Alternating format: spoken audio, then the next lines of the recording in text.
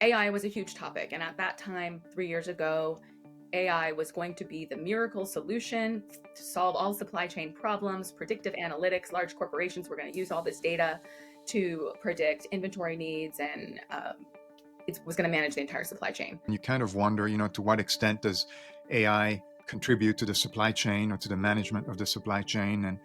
And there's many very creative ways that it does contribute, and people advocate for it, and they point out how it can save money, significant amounts of money, which basically would be ways to optimize in the way you run your supply chain. One of the problems with AI is hallucinations, right? I mean, you can't you can't use a system if you can't trust it.